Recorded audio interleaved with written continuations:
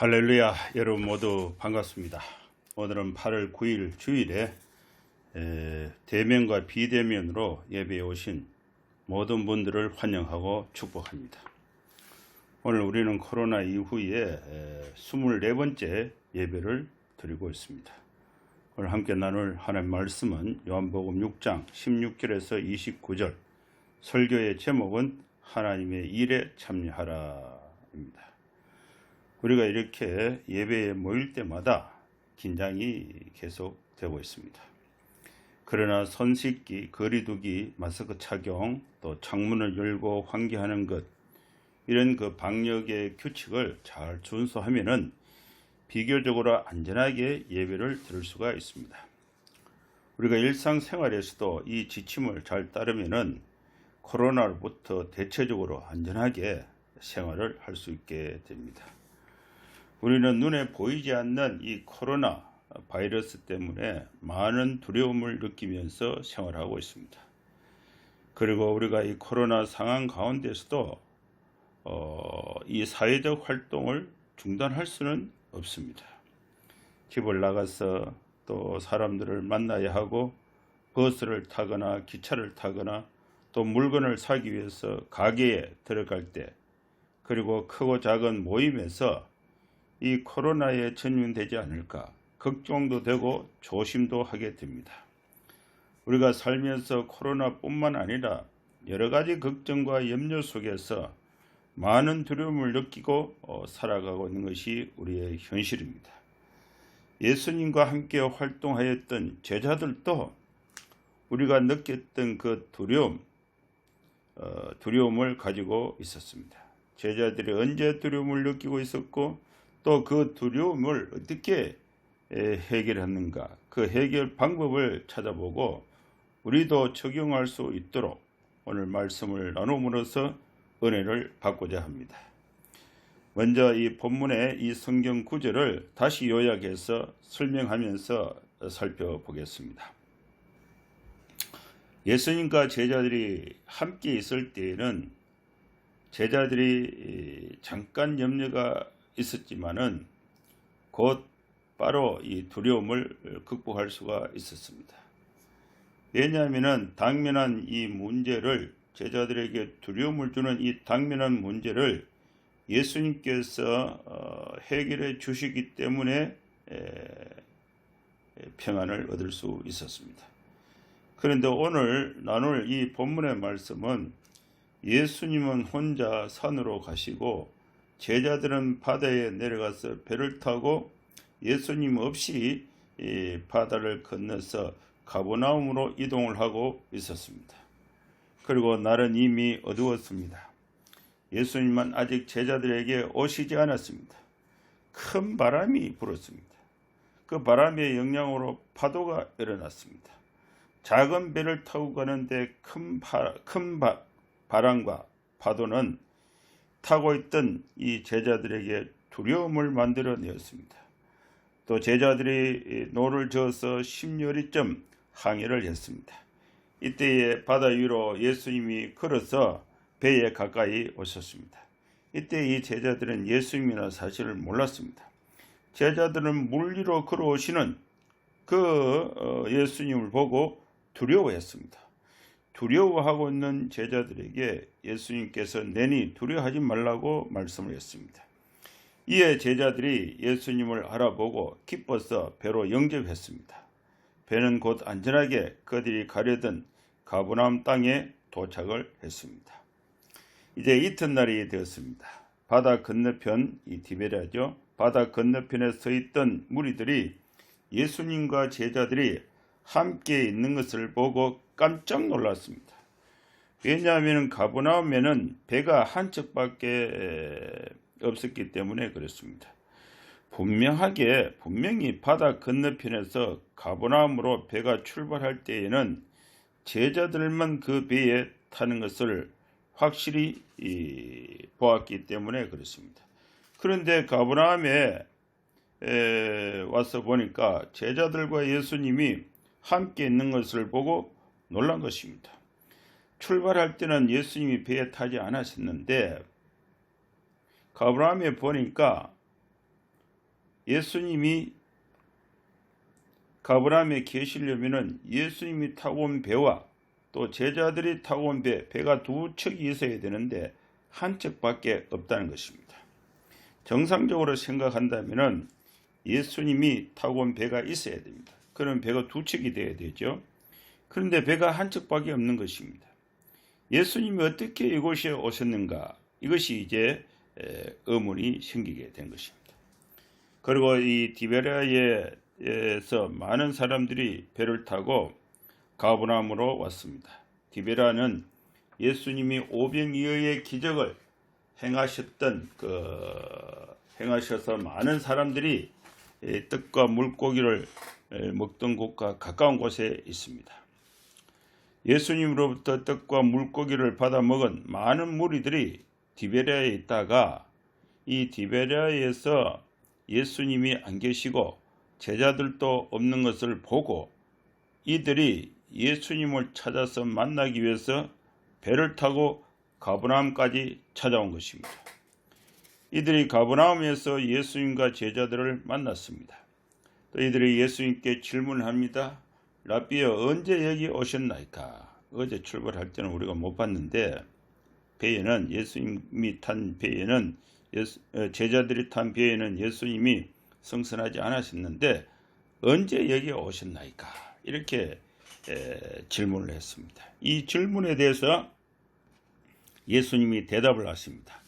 너희들이 나를 찾는 진짜 이유가 무엇인가? 그 진짜 이유를 예수님은 알고 계십니다. 내가 행한 표적을 보고 그 표적이 무엇을 의미하는가? 그 이유를 알고 나를 찾는 것이 아니다. 너희들이 떡과 물고기를 배부르게 먹었기 때문에 또 먹을 것을 얻기 위해서 나를 찾고 있구나. 이들은 예수님을 찾는 그 동기가 올바르지 못했습니다. 그래서 예수님께서 썩을 양식을 위하여 일하지 말라. 영생하도록 있는 양식을 위하여 일을 하라. 이 양식은 인자가 너희에게 준다. 인자는 아버지 하나님께서 인치신 자니라. 이것은 예수님이 하신 말씀입니다. 이 말씀을 들은 제자들이 예수님께 다시 질문을 합니다. 우리가 어떻게 하여야 하나님의 일을 할 수 있습니까? 예수님이 대답을 하십니다. 하나님께서 보내신 일을 믿는 것이 하나님의 일이다. 즉 예수님을 하나님으로 믿는 것이 곧 하나님의 일이 됩니다. 이 말씀에서 하나님의 일에 참여하라는 주제로 설교를 하도록 하겠습니다. 우리 모두는 일을 해야 살 수가 있고 일을 하며 살아가고 있습니다. 일을 하지 않거나 일을 해도 또 수입이 안 되는 헛된 일을 하게 되면은 생활이 궁핍하게 되고 급기야 힘든 생활을 하다가 어떤 이는 빚더미에 눌려서 도망 다니다가 죽음으로 내몰릴 수도 있습니다. 우리가 함께 읽은 이 본문 말씀에는 두 종류의 일을 소개하고 있습니다. 첫째는 썩을 양식을 위하여 하는 일이 있습니다. 둘째는 영생하도록 있는 양식을 위하여 하는 일이 있습니다. 여기서 영생하도록 있는 양식을 위하여 하는 일에 대해서 말씀을 나누겠습니다. 영생과 관련이 있는 일은 하나님께 속한 일입니다. 이것은 하나님의 일입니다. 우리가 살아가면서 하나님의 일에 참여한다는 것은 무엇을 의미하고 있습니까? 첫째로 예수님을 바라보고 두려워하지 않는 것이 하나님의 일에 참여하는 것입니다. 제자들은 날이 저물었을 때에 배를 탔습니다. 제자들은 작은 배를 타고 가고 있는데 큰 바람이 불어서 파도를 만났습니다. 배가 크게 요동치고 물이 배 안에 들어오고 배가 뒤집어서 물에 빠질 것 같았습니다. 그래서 이 제자들은 빨리 노를 저어서 건너편 육지로 나가려고 애를 쓰고 있었습니다. 이때에 제자들이 예수님께서 바다 위로 걸어서 배에 가까이 오심을 보았습니다. 제자들은 큰 바람과 파도에 놀라고 물 위로 걸어오시는 어떤 사람을 보고 두려워했습니다. 그때에 예수님께서 하신 말씀은 20절 말씀입니다. 이르시되 내니 두려워하지 말라고 했습니다. 여러분, 생겨나는 두려움을 어떻게 이겨낼 수 있습니까? 제자들은 물리로 걸어오시는 분이 예수님이라는 사실을 확인한 후에야 두려움을 이겨낼 수 있었습니다.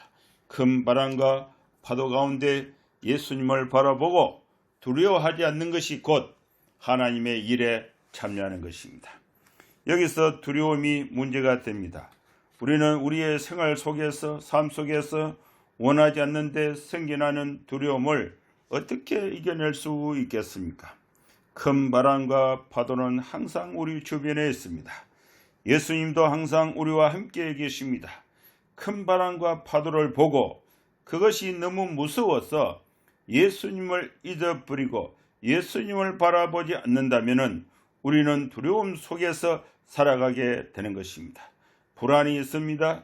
염려가 있습니다. 걱정이 있습니다. 그러나 큰 바람과 파도 속에서도 큰 바람과 파도를 보지 않고 눈을 들어서 예수님을 바라보고 우리의 삶의 중심에 예수님을 영접하면 우리는 안전하게 살아갈 수가 있습니다.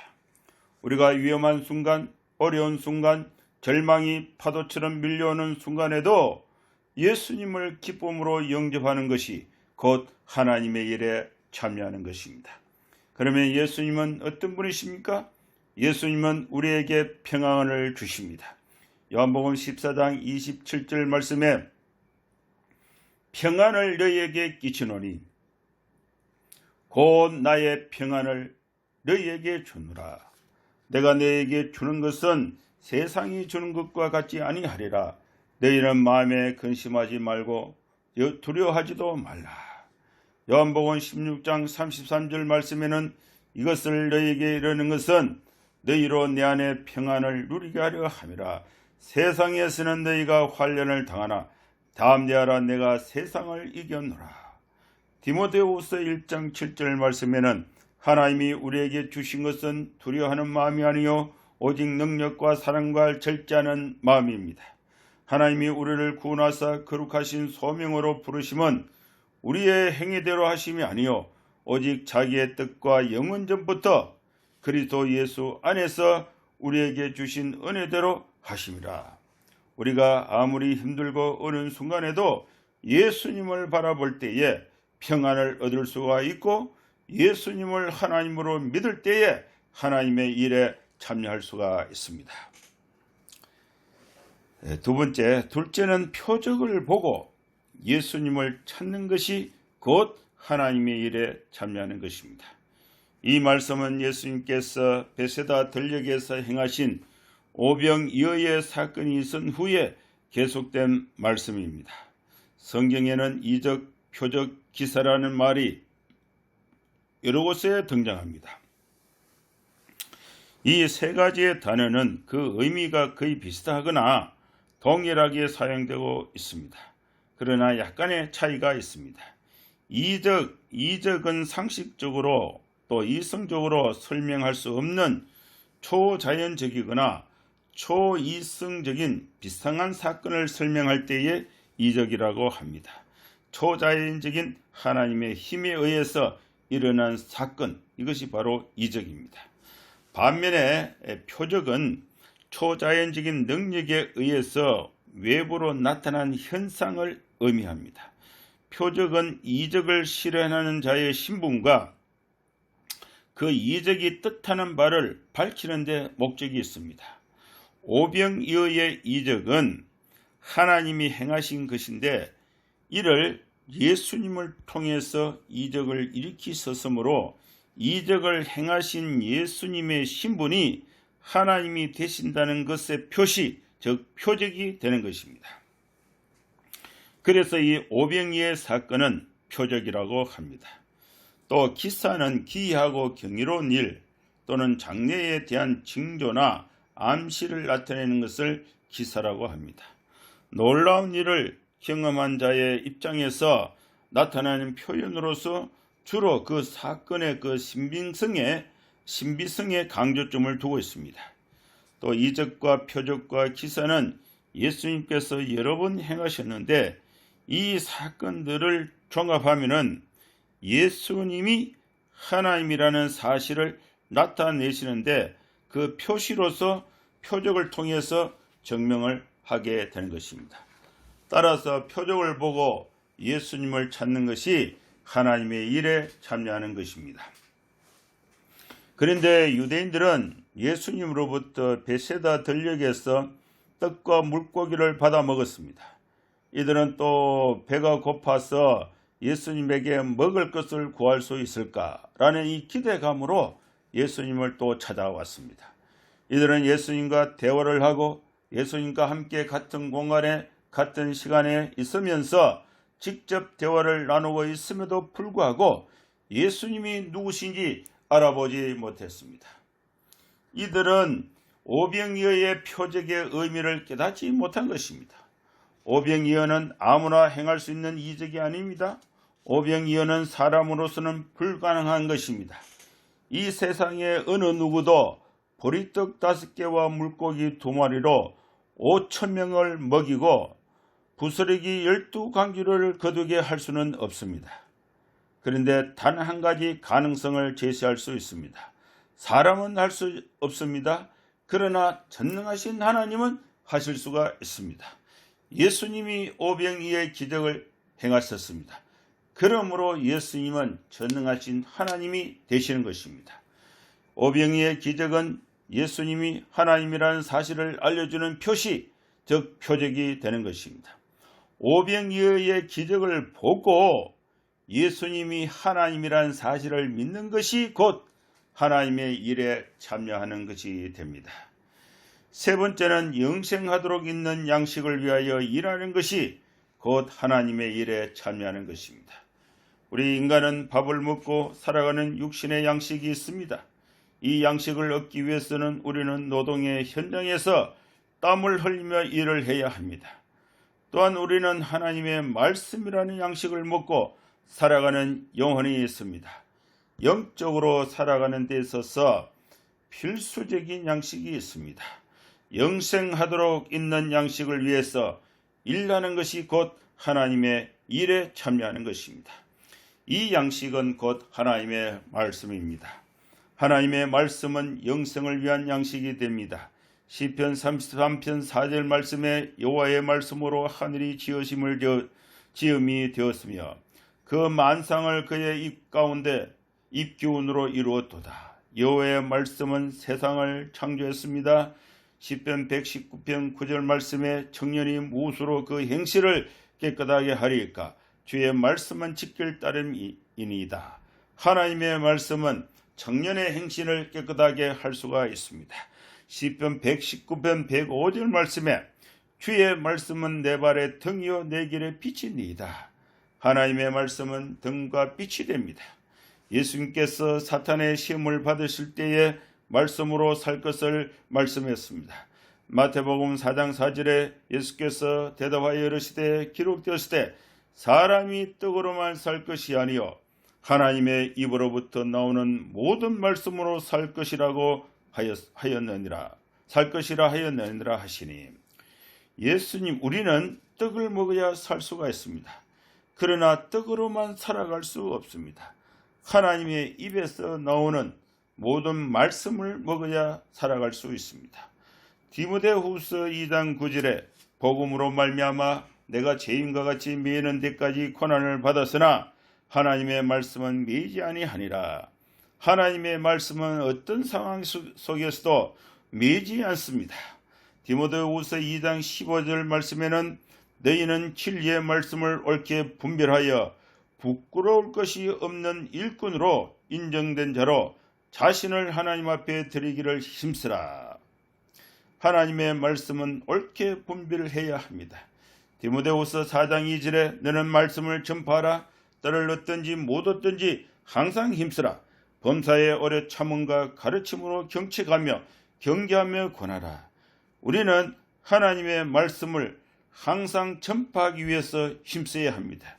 디모데후서 4장 17절 말씀에는 이런 말씀이 있습니다. 주께서 내 곁에 서서 나에게 힘을 주심은 나로 말미암아 선포된 말씀이 온전히 전파되어서 모든 이방인이 듣게 하려 하심이니 내가 사자의 입에서 건짐을 받았느니라.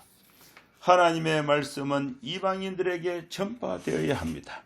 하나님의 말씀은 이와 같이 불신자들에게 전해져서 예수를 믿게 해야 하는 것입니다.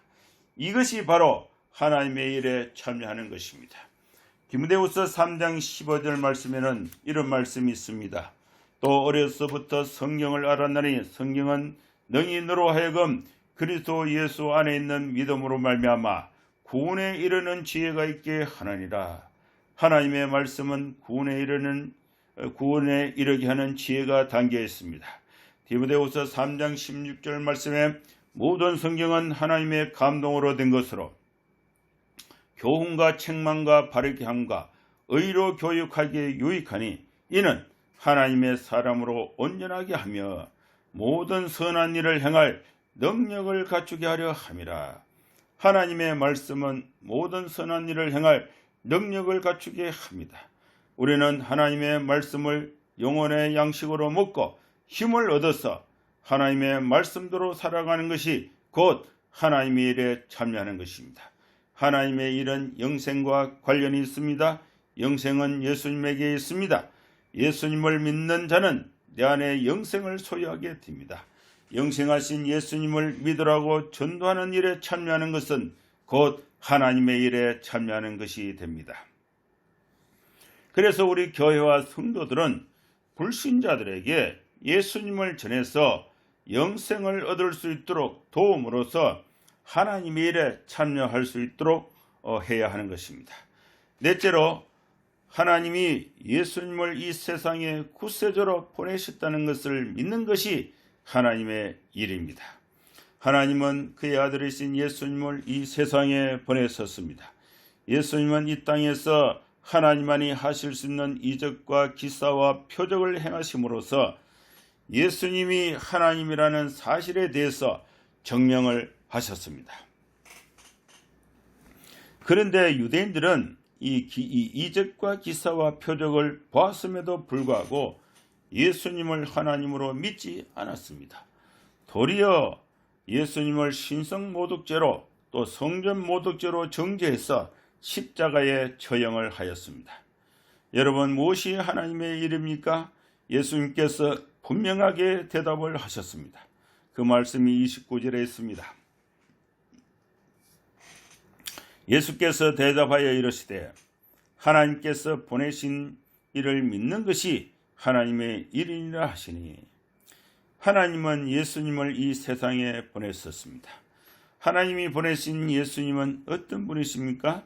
요한복음 14장 6절 말씀에 예수께서 가라사대 내가 곧 길이요 진리요 생명이니 나로 말미암지 않고는 아버지께로 올 자가 없느니라. 예수님은 진리이십니다. 예수님은 생명이 되십니다. 예수님은 죄인이 하나님께로 갈 수 있는 유일한 구원의 길입니다. 하나님은 그의 아들이신 예수 그리스도를 이 세상에 보내셔서 우리를 대신하여 십자가에 죽게 하심으로 우리의 모든 죄를 담당하게 하셨습니다. 하나님의 일은 구원에 이르게 하는 것과 관련이 있습니다. 우리가 구원을 받기 위해서 필요한 일을 하는 것이 곧 하나님의 일입니다. 하나님의 일에 참여하는 것은 우리가 예수를 구주로 믿는 것 외에 아무것도 없습니다. 공부를 열심히 해서 좋은 성적을 얻는 것으로 우리가 구원에 이를 수가 없습니다. 열심히 일해서 많은 돈을 벌어서 부와 권력을 가지는 것으로 우리가 구원에 이를 수가 없습니다. 열심히 봉사하고 노력해서 많은 사람들로부터 인정받고 영향력을 가지고 또한 명예를 얻는 것으로서 우리가 구원에 이를 수가 없습니다. 우리가 구원에 이르기 위해서 우리가 행할 수 있는 유일한 일은 예수를 하나님으로 믿는 것입니다. 이것이 하나님의 일에 참여하는 것입니다. 요한복음 3장 16절 18절 말씀에 하나님이 세상을 이처럼 사랑하사 독생자를 주셨으니 이는 그를 믿는 자마다 멸망치 않고 영생을 얻게 하려 하심이라. 하나님이 그 아들을 이 세상에 보내신 것은 세상을 심판하려 하심이 아니요 그로 말미암아 세상이 구원을 받게 하려 하심이라. 그를 믿는 자는 심판을 받지 아니하는 것이요 믿지 아니하는 자는 하나님의 독생자의 이름을 믿지 아니함으로 벌써 심판을 받은 것이니라. 사랑하는 성도 여러분, 하나님의 일은 예수를 믿는 것입니다. 하나님이 그의 독생자 예수 그리스도를 이 세상에 보내셨다는 것을 믿는 것이 곧 하나님의 일입니다. 하나님이 예수님을 세상에 보내실 때의 그 목적은 영생을 얻게 하고 구원을 주시기 위함입니다. 예수를 믿는 자는 심판을 받지 않습니다. 예수를 믿지 아니하는 자는 이미 심판을 받았습니다.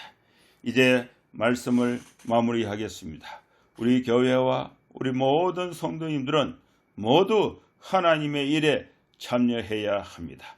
첫째로 여러분 힘들고 어려운 상황 가운데서도 예수님을 바라보고 예수님을 하나님으로 믿음으로써 하나님의 일에 참여할 수가 있습니다. 두려움을 이겨낼 수가 있습니다. 둘째로 우리는 표적을 보고 예수님을 찾아야 합니다. 오병이어의 표적은 예수님이 하나님이라는 사실을 증명하신 것입니다. 성경의 계시를 보고 예수님을 하나님으로 믿는 것이 곧 하나님의 일에 참여하는 것입니다. 셋째로 우리는 영생하도록 있는 양식을 위하여 일하는 것이 곧 하나님의 일에 참여하는 것입니다. 그래서 우리 교회와 모든 성도들은 영생의 양식을 불신자들에게 나눠주는 일에 참여해야 합니다. 넷째로 우리는 하나님이 예수님을 이 세상에 구세주로 보내셨다는 것을 믿는 것이 하나님의 일에 참여하는 것입니다. 이제 우리는 모든 염려와 걱정과 두려움을 하나님께 맡겨버리고 예수님에게 영생이 있다는 사실을 이웃들에게 전함으로써 하나님의 일에 참여하는 여러분 될 수 있기를 주의 이름으로 축원합니다. 기도하겠습니다. 거룩하신 하나님 아버지, 오늘 또 우리에게 구원을 주시고 평강을 주셔서 하나님 앞에 나와서 예배를 드릴 수 있도록 은혜를 베풀어 주신 것 주님 감사합니다. 우리가 힘들고 어려울 때에 그 문제를 바라보는 것이 아니라 예수님을 바라보면서 두려움을 이기는 삶을 살게 하여 주시옵소서. 하나님 아버지, 우리가 예수님을 믿을 때에 얻게 되는 유익을 보고 믿는 것이 아니라 기적을 행하시는 예수님이 하나님이라는 표적을 보고 믿는 참된 믿음을 갖게 하여 주시옵소서. 주님, 이제 우리는 썩을 양식을 위하여 일하는 것이 아니라 영생하도록 있게 하는 양식을 위해서 하나님의 일에 참여하는 저희들 되게 하여 주시옵소서. 예수님의 이름으로 기도하옵나이다. 아멘. 예, 감사합니다. 한 주간도 잘 보내시고 다음 주에 뵙도록 하겠습니다.